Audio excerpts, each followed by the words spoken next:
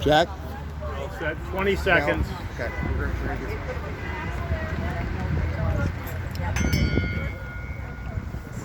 My name is Andrew DeRoche. 10 seconds. United Airlines Flight 175 was a scheduled domestic passenger flight from Logan International Airport in Boston, Massachusetts to Los Angeles International Airport in Los Angeles, California. On September 11, 2001, the Boeing 767-200 operating the route was hijacked by 5 Al-Qaeda terrorists and was deliberately crashed into the South Tower of the World Trade Center in New York City, killing all 65 people on board and an unconfirmed number in the building's impact zone. Approximately 35 minutes into the flight, hijackers forcibly breached the cockpit and overpowered the pilot and first officer, allowing lead hijacker and trained pilot Marwan al-Shahi to take over control. Unlike Flight 11, whose transponder was turned off, Flight 175's transponder was visible on New York Center's radar, which depicted the aircraft's deviation from its assigned path for 4 minutes before air traffic controllers took notice at 8:51. Thereafter, they made several unsuccessful attempts to contact the cockpit.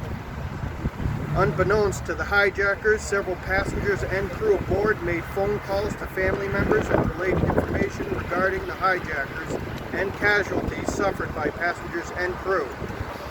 Around this time, the flight had a near mid-air collision with Delta Airlines Flight 2315 flying from Hartford to Tampa, reportedly missing the plane by only 300 feet.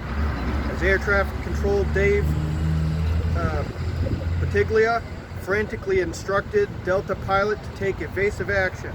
Battaglia was also the first person in the control center to realize that Flight 175 was hijacked. When he directed Flight 175 to turn, the cockpit was unresponsive. Instead, the aircraft accelerated and headed toward the Delta plane. He then commanded the Delta pilot to take evasive action. Take any evasive action necessary, he added. We have an airplane, we don't know what he's doing. Any action at all. Moments before Flight 175 crashed, it avoided another near-air collision with Midwest Express Flight 7, which was flying from Milwaukee to New York City. At 8:55, a supervisor at the New York Air Traffic Control Center, operations manager of Flight 175 of the hijacking, Dave Battaglia,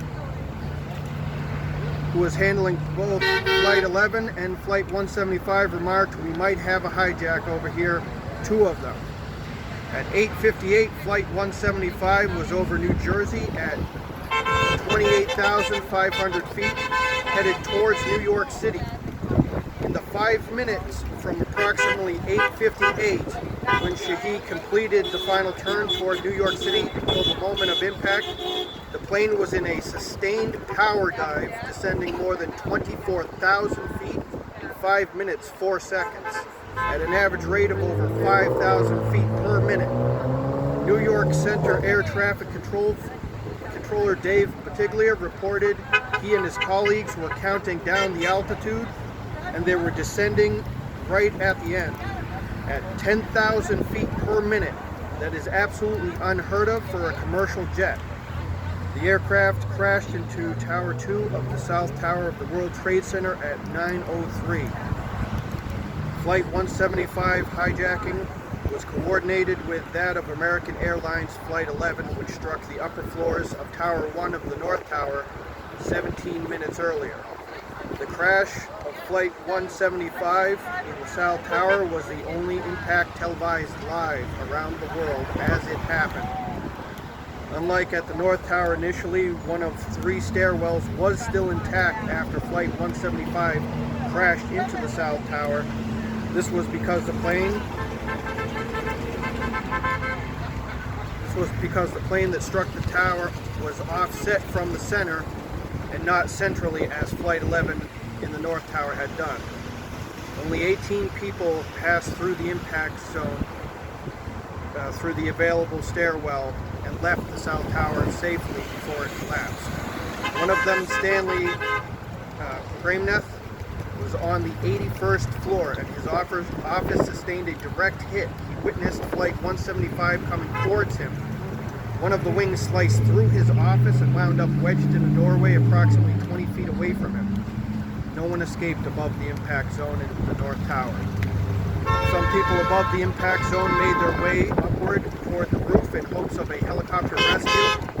However, access doors to the roof were locked. In any case, thick smoke and intense heat prevented rescue helicopters from landing. The South Tower of the World Trade Center collapsed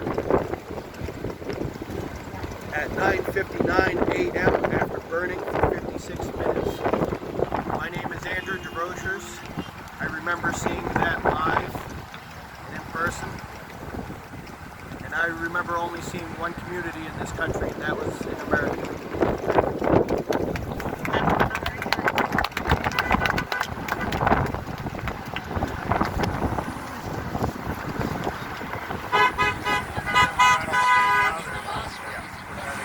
Our time now is 9:09. That's some place I want to go. We wanted that to interfere. I'm not sure when we'll do it. Before I go to Ohio Airport.